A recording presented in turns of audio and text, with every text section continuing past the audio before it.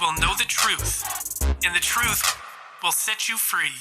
Do you believe in life after addiction? You better believe it. Now, the host of Life After Addiction. That's right, Bruce. Season 2, Episode 1. Man, we took a little bit of time off. We had 30 episodes in Season 1. We've heard great feedback. Awesome things happening. That's Bruce Stanley. Hello, yeah. Man, what an awesome completion to first season. That was incredible. Yeah. And I'm Adam Comer. And Bruce, today, man, this first episode in Season 2, we have a very, very special guest in studio.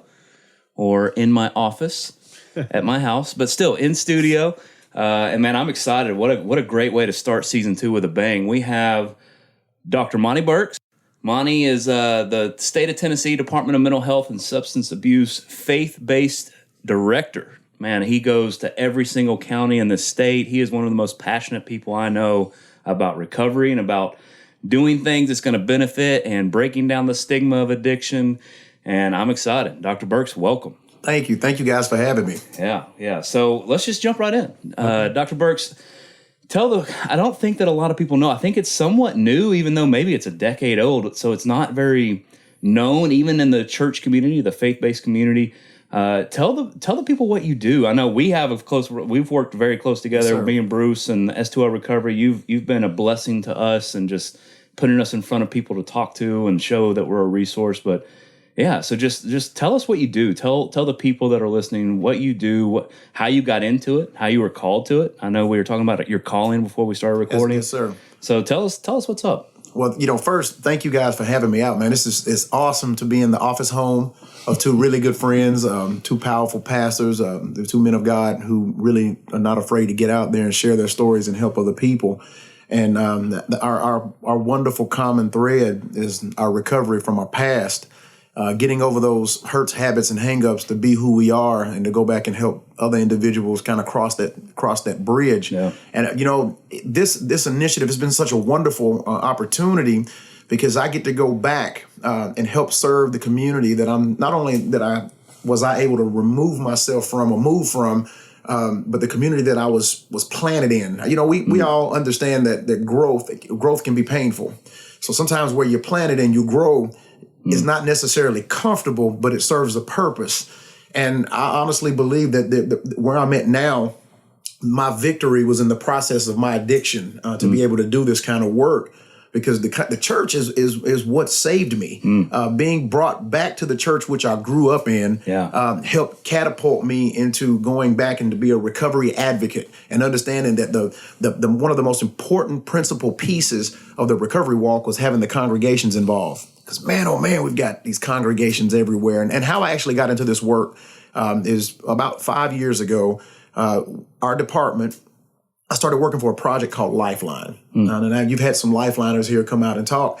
I was actually one of the original, if not the first Lifeline project coordinator. Okay. And what my job was to go out in the donut that surrounds Nashville and connect with the community and try to figure out ways to get people into recovery, and whatever that meant. And I knew from my own personal experience that recovery didn't look a certain way, didn't smell a certain way. Sometimes recovery meant somebody just give me a hug and tell me that you love me and that you will help me. You didn't have to condone or endorse my negative activity.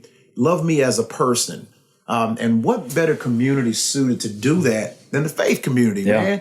The churches and the powerful pastors behind the pulpit. You got pastors from 13 to 89, and all of them have different experiences, different ministry works. But, the power of that is we have 3 out of 4 Tennesseans who needed that pastor at some point, at some time. And I was one of those people. So I went out to those communities and I started seeing that our congregations, while ready, weren't necessarily equipped. And it wasn't by choice. They had the location, they had the individuals in the pews, but there were all of these new things that were coming out, bombarding our congregations outside of the 4 walls of our sanctuaries. We had all of these new drugs, and we had the opioid epidemic that was creeping up on us, and we had mental health issues that were following right behind it. In actuality, all the stuff had always been there.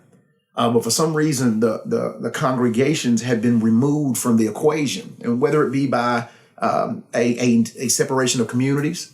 One of the things that I said, and I say this still to this day, and I'll say it to the day I'm gone, is I work in a government agency. I can't go to a congregation, an institution that's older than the one that I work in and try to tell them what to do. Wow. I'm going to go to those congregations and say, hey, listen, whatever organic approach you're taking to helping people, let me give you whatever other resources you need. Let me connect you with people so it can help you grow that ministry and possibly partner with agencies like mine, because there's never going to be enough agencies that I work for to help everybody. But there's enough congregations and members in the pews to catch every single person that needs help. So that's how that mentality and that philosophy is how I was brought into this position. My commissioner now and a former commissioner heard me talking about a similar path.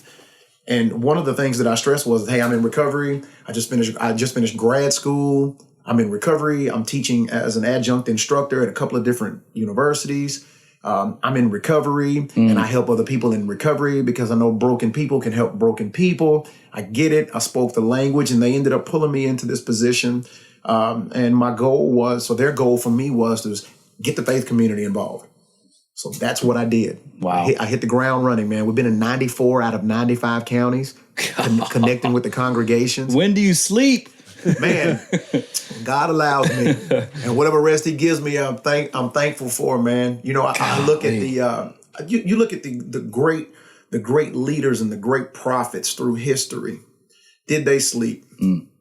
They were ministering in their sleep. Yeah, man. And so here a little fun fact about Dr. Burks. And Bruce and I have known Monty for a few years, so we feel comfortable calling him that. But hey, Dr. Burks, he trains MMA. He'll get in there and scrap.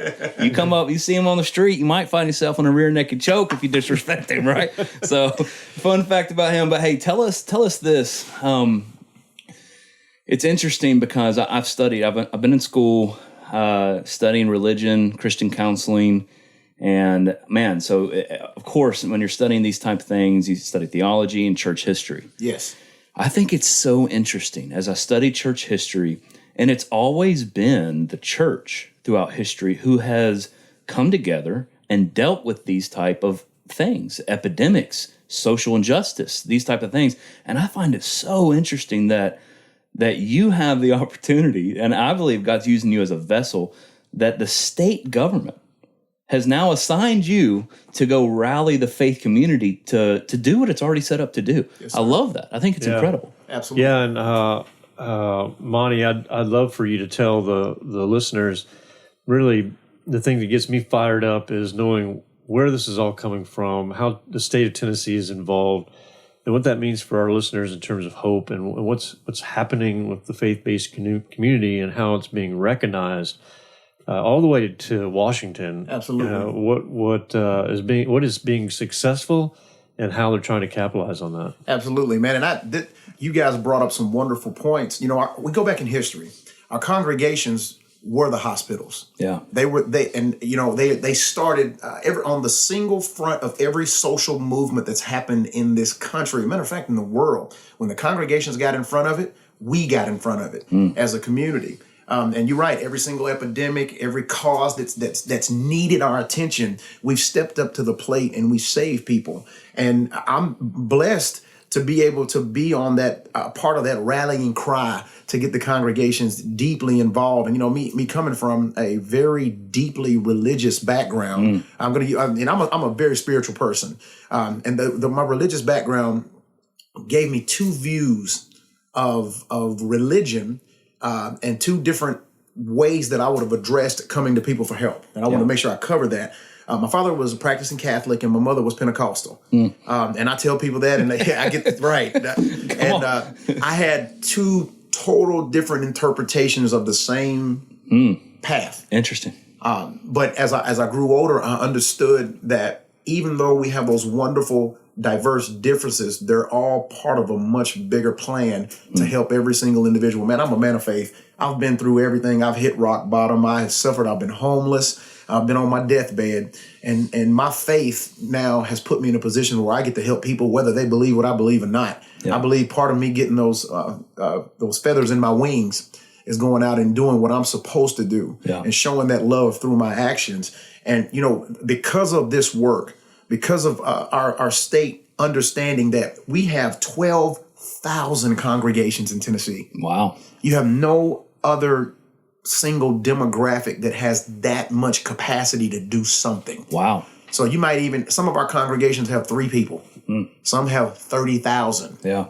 They can all provide some type of ministry or access point to get people into services. So that's that's where we started. So let's work with these 12,000. How can we get them to be part of this healthcare system, behavioral healthcare system, with mental health and with substance abuse? And we took an innovative approach. We said, okay, how about we recognize our congregations for the great work they do on whatever level that is? And so we came up with a way to recognize called certified recovery congregations. And that's kind of where Bruce and I met through, we're kind of putting the wheels up under it years ago. And we met so divine time. It was a miracle. It was a miracle that we were put together because, he was already in the process of this was where he was going. Yeah. And I was looking for people that were going the way he was going. Yeah. And then I just looked him up in a phone book. No, you searched me online. Yeah, I searched him online. Yeah. And there he was. And then that was 5 years ago, man. And we've become friends. And I've met many more pastors than I met you. And I've met many more pastors that were on the front lines that were already out there. And what we needed, and then, I'm speaking from a state employee. Right. What we needed was more you. We needed other congregations to know that you existed. And part of us doing that and recognizing and respecting that, listen, I know that everybody's denomination is different. Sure. Some people's beliefs are different. But I also know that we're part of a much greater work. And I know that sometimes I'm not going to be able to reach everybody, but you can. Yeah. You can as pastors. You can. I'm not a pastor, although I am called a pastor. I'm not this is my ministry. This is my work. Hey, you're preaching right now, brother. Well, thank you. But they, being able to express love and gratitude to the church for doing what the church is doing, and then pulling the churches in and then putting them together with treatment and recovery programs as an equal partner. Not just somebody over here that can provide you with something. Yeah. Somebody that's equally as important as your treatment, as your recovery support, as your job training, all of the things you guys do at your program. The congregations now know that they have skin in the game that believes like they believe, and we have gotten national recognition. I'm the White House liaison for faith-based work for the state of Tennessee. Wow. I visited the White House on a couple of occasions. I was actually just recently in the Eisenhower building, which is right next to the White House, with leaders from all across the country. And this is something that I love to share. There was a conversation amongst a huge table of people with the Surgeon General and some other people. And they were talking about faith-based institutions and congregations across the country. There's some other states were like, well, who do we turn to? And the Office of National Drug Control Policy, I didn't realize they knew me personally. They said, well, there he is right there. That's Monty Burks from Tennessee. Tennessee is on the leading front for congregations getting in front of this thing. Wow. And man, that was an honor. That was an honor. That was divine timing and position.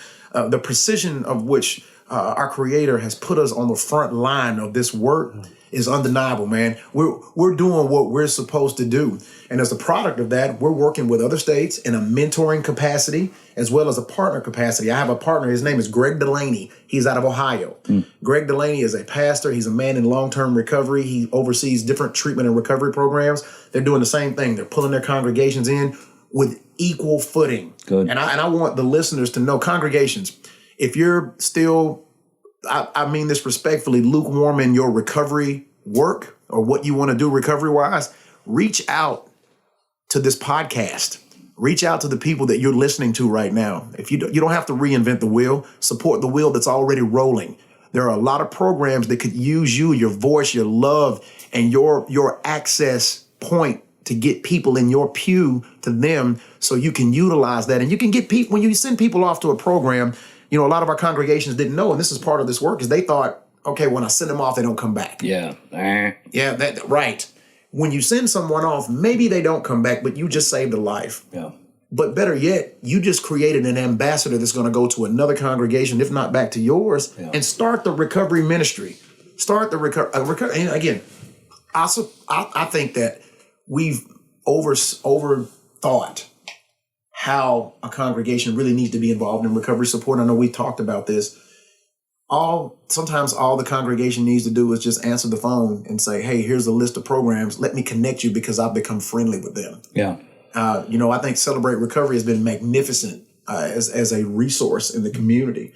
I also work with some different individuals from like different types of programs. I get the blessing of trying to connect with 12,000 congregations, man. Yeah.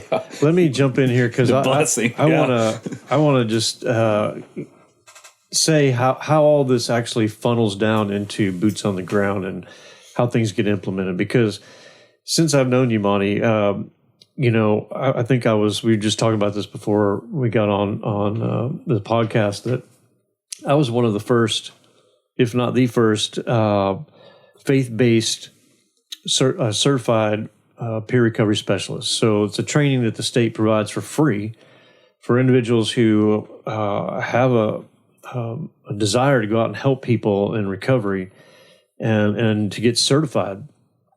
What that means is that you become the light, if you will, in a congregation or in a certain situation where I'm connected with you, Monty. I'm connected with the Project Lifeline, the guys who are in charge of the regions, and even the faith-based coordinators who are out there. And so I can be inserted into a place like a church.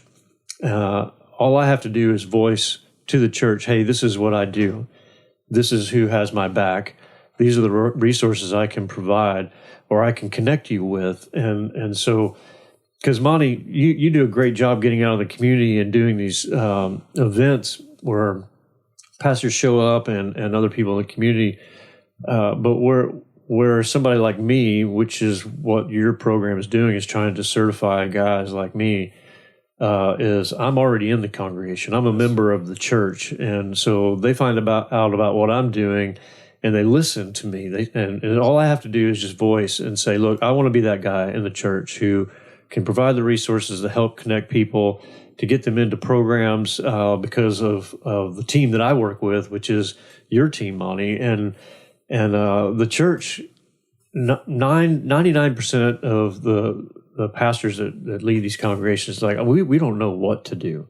We want to help, but we don't know how to help. And a lot of them are afraid to start some type of program within the church because they're not familiar with how these things go. And of course, they're trying to protect their flock of what's being said and all these kinds of things. But then they meet a guy like me who tells them the things that you're saying here. And they're like, wow, okay, well, man, we trust you because you're a member of our church. Yep. So what could we implement? What could we do? We're looking at you now to advise us and provide the resources for us to do that. And I can just give you an example of how it all happened for me, which is I was out working with transitional living houses, recovery houses, even was teaching a class Monday night out at STL Recovery before I even started on there as staff.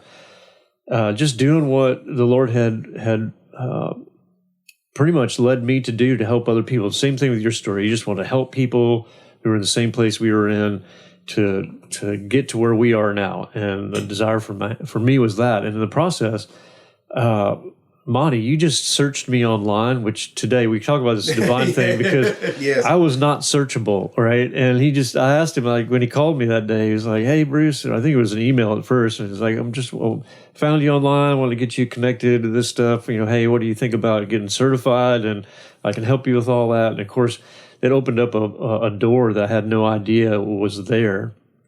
And I went back and tried to search myself. There was no way that you could have found me. I was not searchable in terms of, hey, because you said I'm looking at you typed in faith-based recovery program, and I showed up, which there was no reason why I would have showed up. But anyway, so I went through. Maybe your arrest record. Yes.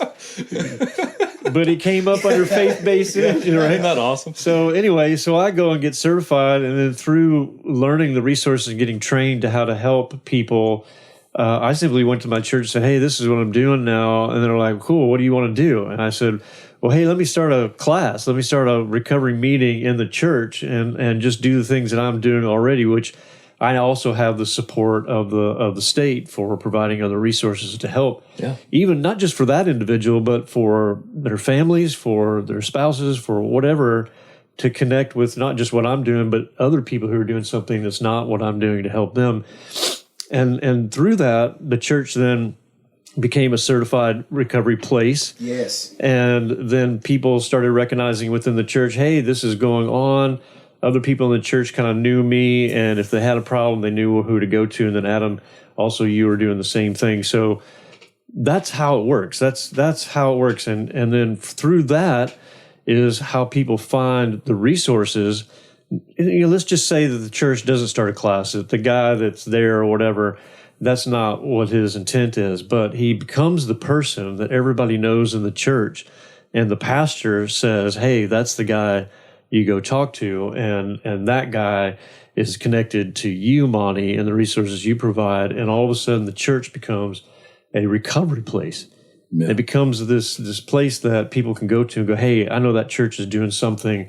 And like you said, whether there's somebody gets help and leaves the church, I mean, it's in the kingdom of God, right? It's not about a place. It's about a movement and what people are doing within the kingdom and helping people. So it's like discipling, really. Yeah. It's a 1 Corinthians approach. It's a different members of the body. You don't say that the foot's more important than the hand or the eye's more important than the ear, but how much more effective is the church going to be if the hand needs to be used and the pastor could say, hey, there's the hand. Go talk to him.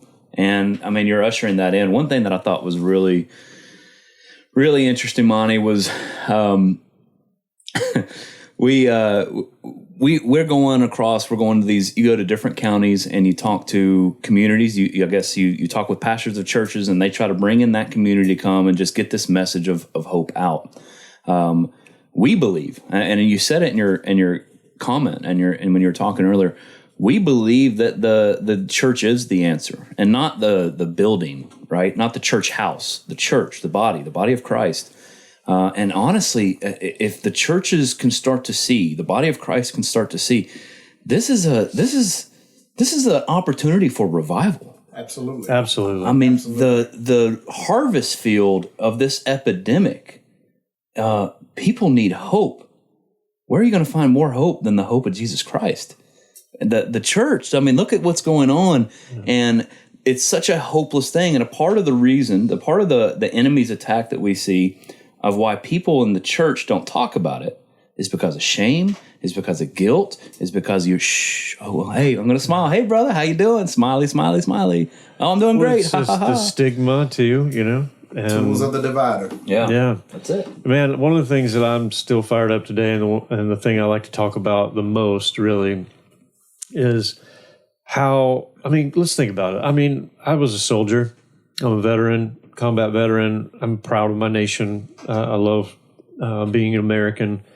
And I still believe that it's the only nation in the world that has a democratic, if you want to call it that, system where people can get involved and make a difference. And to see the government step in and say, look, we admit, this war on drugs, this thing we've been doing for decades, even the things that are implemented into today, which is called normal recovery methodologies, it's not moving a needle fast enough. And we've got an alarming amount of people who are dying on a daily basis.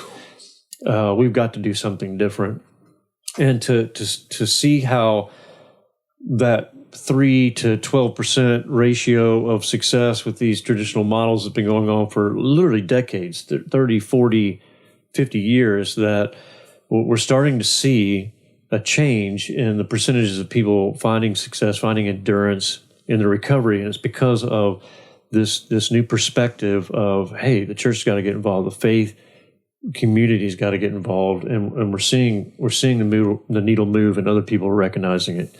Yeah, absolutely. And seeing it from a statewide perspective, there's a beauty behind it, because I get an eye shot into the different denominations. I get an eye shot in the different denominations, into different cultures, all kinds of difference that are fighting the same common enemy. Yeah, they're dealing with stigma. The stigma in the community. People love to go to social media and post something when somebody falls. Yeah. But they're really slow to post something when that same person gets back up. Yeah. And it further creates and opens that void in a place where we can continue to stigmatize people when they can say it's in the name of a laugh, or it's in the name of fun. And the truth and actuality, usually the people who post that stuff are hurting themselves. But they continue to usher in that stigma. And people like us, we know that we need more places of joy, places of encouragement. And that's where the congregations really play such a wonderful role, because they're in testimony service in a church traditionally. I remember getting up, people would tell their stories of how they've overcome something in their faith and how the congregation supported them and all these wonderful things. But we weren't hearing that about people who said that, well, I almost overdosed last night, or, I just got out of jail this weekend. We found out that we couldn't incarcerate our way out of addiction. Yeah. We found that out real fast, because we now understand that the brain operates completely different than what we assumed that it did. Let me make a correlation for you, if you will. They talk about, we talked about the addicted brain before. When a person's brain is damaged by drug use and alcohol use, it's not a one quick fix thing. This is where the church is so powerful. Fellowship. When a person suffers from addiction or uses over a certain amount of time, they become dependent. Then after dependence comes addiction. That's the negative process that happens with that. The church is already fitted as a body, as a tool, as a resource to fellowship with individuals and give them time to get that out of their system. The church always does that. When people have cancer or suffer from cancer and they go to our churches and they stand up and they give their testimony and they talk about what they're going through, the church is quick to embrace and love and go mow their grass and wash their car, fill the tank up with gas, bake them a casserole. Come around them. And just give them all the support. But when people like me, and I mean this as a wonderful, the church embraced me, walked with me on my journey, got me to a recovery program, which referred me to a treatment program. It all happened with somebody from one of the pews said, I see that you need help. Let me help you. Yeah. Let me fellowship with you. But when a person, we're getting better at it. And I think it's going to take more people like you guys out on the front line. We want all 12,000 congregations to say when a person comes in, we want to treat them just like it's anything else. Let us get around you. Let us hold you. Let us show you the love. Let us show you the love through us. Yeah. We know, some people are so disconnected to their faith because of what they've been through that they think this is it. They think they're literally living in a hell and there's nothing worse than what they're going through because of where they're at. Some of them have never seen love and deliverance and redemption that we've seen as people in recovery. We see the beauty on the other side. I'm a man of God. My walk with Jesus has been nothing but beautiful. Yeah. And it wasn't easy. It wasn't easy to get there. That's right. Because through the years, the excess baggage that I picked up caused me to think a certain way about people in the pews that wasn't true. Yeah. I had a lot of people that wanted to love me that didn't know how. That's interesting. You know what? And that's actually... It's a good point. It's on the flip side of that, them looking at you. Yep. Right? So what I love about the church, and you said it yourself, we're men of God, and the way we look at addiction has to change. The church is already set up to look at it that way. It's the stigma they got to get over. And what I mean by that is the church is already equipped, and the faith that we all follow tells us that sin is what we fight with every day, but that we have forgiveness through Jesus Christ, right? So we need to stop looking at the stigma of addiction and really look at it in the same way we would see anybody else who has a hang-up, a problem, a sin that the church needs to embrace, help that person change and help them change and find forgiveness and be accepted by the Lord, right? So one of the things that we always say in our ministry is, hey, man, this thing that you're dealing with, it's your individual thing, but it's no different than what other people struggle with. The consequences might be a little different, but you can get over this just like anybody can get over anything else. And it's our faith. It's the thing that we believe in that says you can do this. And here's how we're going to come around you, how the church is going to support you, how we're going to love on you. And so for listeners out there who are part of churches or even pastors who lead a congregation, I say, man, we've got to get over the stigma of these people and their situation and circumstances, how it's so different and it can't be accepted by the church, and that's just not right. It's the same thing that everybody in your congregation goes through, that you counsel and you work through on a daily basis. This person needs that same kind of love. They need the same kind of help. Yeah. I love, you see that certificate up there. It's the certified, it's the training for the peer recovery specialist. And dead center of the certificate, the word is hope. Hope. Man, and that's something that we found. There's so much power in hope. And I'll I know you know a lot about us, Monty, but one of the main things, I'll just share with you kind of a day-to-day of when a guy comes to our program for the first time, and they're there for a few days. A lot of times guys will come to us, and as you know, man, they've probably been to 10, 15 different treatment places. 10 or 15, sometimes first time, right? Hopefully people can catch it. And one of the main things that guys will say when you just kind of start seeing the lights come on, that's how we describe it, in their eyes. You start to see they have life back. And one of the first things that they tell us is like, man, I feel so much hope here. Hope is so powerful. And it's like, I feel like I can come out of this. I feel hope. And the reason is because the truth of what God said is being proclaimed to them. Not, hey, you deserve this and this and this. And hey, no, but they're hearing things like, hey, God actually says that you could be free. You could be free. You could be free. In fact, not only can you, but who he sets free is free indeed. Free indeed. And I mean, when people hear that and they're maybe in their heart, or they've been told that they're bound to this and that this is what defines them. And now that they're hearing that there's freedom, man, I'm telling you, hope. That's why I love that. Hope is powerful. It's so powerful. And so, man, that's just kind of a little glimpse into something that we get to hear and something we get to see. And I went through the program myself. I spent 7 months there. Wow. And now God's called us to lead it. And, man, it's just, so no one is going to convince me that there is no hope. No one is going to convince me that, man, people battling addiction, they can't come out of it.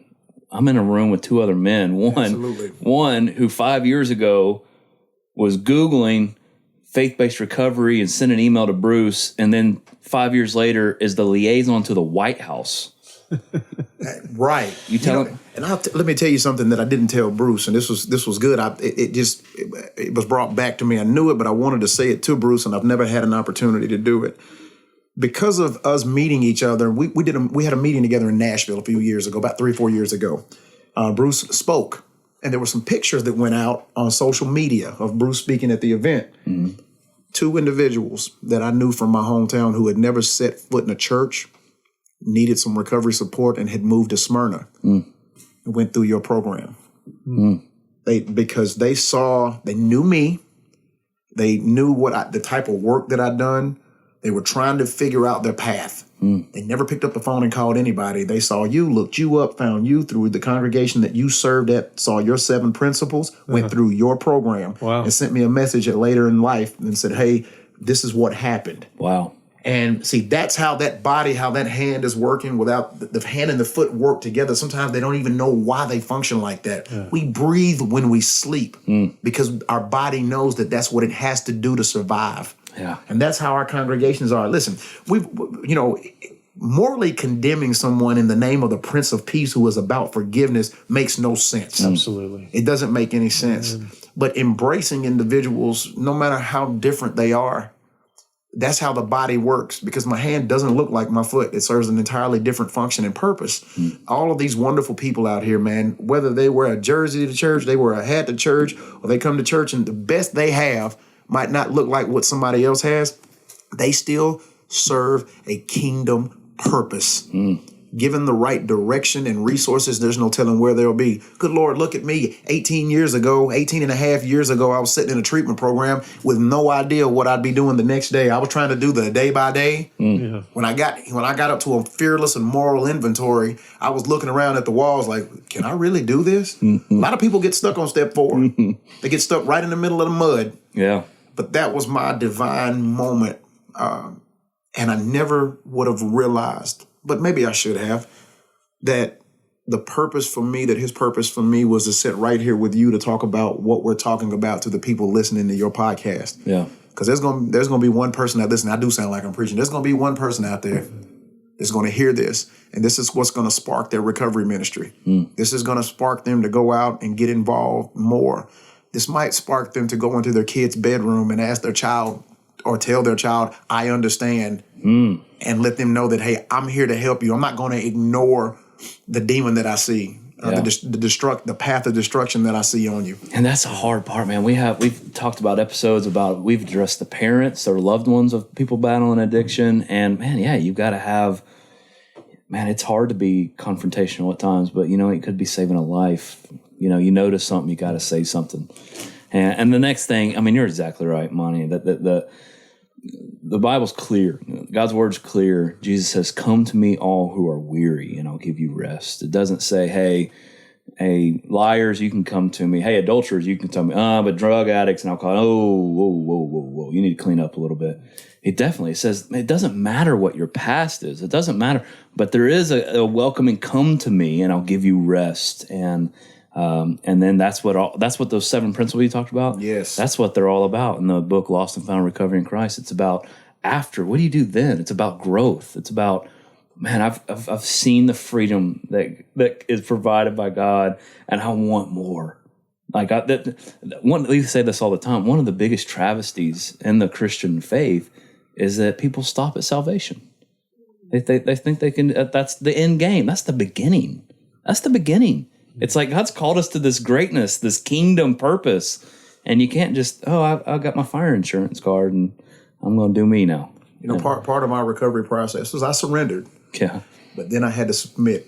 One of the hardest things for me as a man was submission. Once I submitted, it brought everything I needed right in front of me, put it right here in my face, and it gave me that purpose. You know, I was lost and found and didn't realize I was the only one lost. You know, somebody's hand was on me the whole time. You know, after that wonderful verse that says, "Love thy neighbor," there wasn't a subsection that said, "Unless it's this neighbor." Unless it's that neighbor. Even in the process of loving thy neighbor, I think it even, and we all agree that it even incorporated people who don't even believe like we believe, because we are tasked with getting on the front lines and helping individuals regardless of who they are. Yeah. That's what our faith allows us, wants us, and implores us to do, is to get out there, because there are a whole lot of people that don't know anything that we're talking about right now. Yeah. And part of that recovery walk is once we get past step 12, what do we do then? Yeah. We go back out and help every single individual we can. I'm so honored and proud to sit with guys like you, ministers, pastors like you, that aren't afraid to stand up and say, "I love you." That is difficult for a lot of people, because, you know, confrontational love is good love when you have a means and an end to the confrontation. Yeah. A simple confrontation with nothing after it is only going to push somebody away. But in the confrontation of someone who is suffering, it can be a peaceful confrontation, That's if you right. will. It can be a peaceful confrontation. Good love, good tough love, and say, "Hey, look, I know what you're going through. I'm not going to condone it, but guess what? Have you ever heard of Spring to Life? Have you ever heard of Spring to Life? This is what they do. Let's get you there. Better yet, I know this guy named Bruce. He's a veteran. He may be able to connect with somebody that I can't connect with. I know this guy named Pastor Adam, who is totally cool. I follow these guys. If you're listening, I follow them and like their sermons, and when they talk, I think it's awesome. Thank you. Each time you get a word, you get something different out of it, even if you've heard something similar before, but you can pull something from it. And part of that recovery process is you're recovering a whole lot of feelings that you had and a whole lot of emotions that you left in the wayside during your addiction. Or that you were numbing for years. Yes. Yeah, man, that could make someone feel so flustered or so just when you're not numbing anymore. The first couple weeks at the program, I tell guys, "Hey, the way you're feeling right now, I know it's just everywhere, but it's normal. You've numbed your emotions, your pain, you've just been numbing for years, and now you are feeling again." You know what I tell them? Because I felt that too. I go, the one thing I could hold on to in this moment of just feels like chaos was, at least I'm human. At least I know that I could still feel. And that was a little bit of hope right there, because, man, I didn't feel for a long time. And then when those feelings, I'm crying at like the wind blowing, like, what's going on? At least I could feel again, you know? And I was like, wow, at least I'm still a human. I didn't lose my humanness. But Dr. Burks, man, you are a busy man, and we are so grateful for you coming and spending time here with us. Man, do you have anything you want to ask us? Any questions you have for Bruce or I, or any about S2L recovery? Anything you want to ask us? I want to applaud and congratulate S2L. I would love to continue to share the information about the wonderful work you do. I want to thank you, Bruce, for taking my phone call and meeting with me. It was divine timing and introduction for us to get together, because at that point, I was still trying to figure out how to connect, and you gave me some valuable insight into a program that you'd already written and created, man. And that is just, you created something that ended up saving two people that I grew up with, which was the most roundabout, perfect illustration of how the body works. And I want to thank you for introducing me to Pastor Adam. You guys have such wonderful, powerful stories. And I have no questions for you. I just have comments of appreciation, and that I hope that pastors that are listening, people of faith that are listening, people who are kind of on the fence or people who don't believe in anything, you have a group or a cohort or a program right here that you should support on this level. Get your people to them. Create an access point in your congregation to get people into recovery, get people into treatment. Put a phone number up on your bulletin board. Get your pastor to say it from the pulpit. Just an FYI, when it comes from the pulpit, our congregations buy in. So pastors, if you hear that every once in a while, don't forget that you have the authority, the opportunity, the means, the method, the whatever you want to call it, to stand up and say for 1 minute that love and embrace people that are suffering, people with mental health and substance abuse issues. We love you, love us back. Thank you guys for letting me come out here. I had a wonderful morning, some wonderful coffee, and I got to fellowship with some wonderful, good brothers, man. Awesome. Hey, shoot out what's a website that they could go to if people listening for the Tennessee, for your, where they could find the things that you've talked about today, the resources. So if you want to get involved with our faith-based initiative, go to www.tn.gov/behavioral health. tn.gov/behavioral health, and then go to the faith-based tab.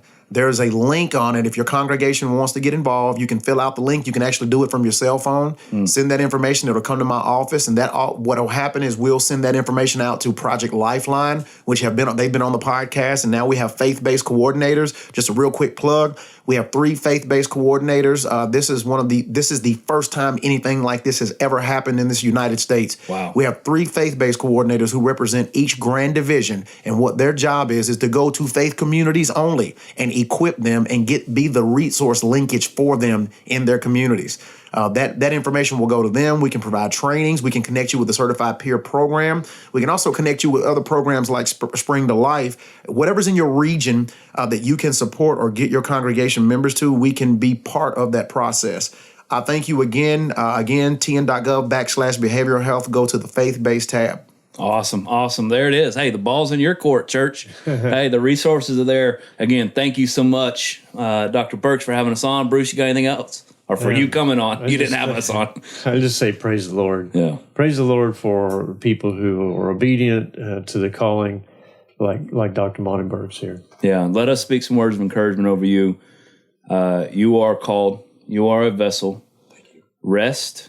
We pray for protection over you. We pray for just the platform keeps getting larger and larger. Thank you for what you're doing in this community, in the state. Man. In the country, we're honored to call you friend and brother. So, guys, that's it. Episode 1, Season 2, on fire. Thank you so much, guys. Till next time. Life After Addiction is a production of S2L Recovery. If you have any questions you'd like answered on the podcast, email them to info@springtolife.net. That's info@spring2life.net. And for more information on addiction recovery, visit s2lrecovery.org.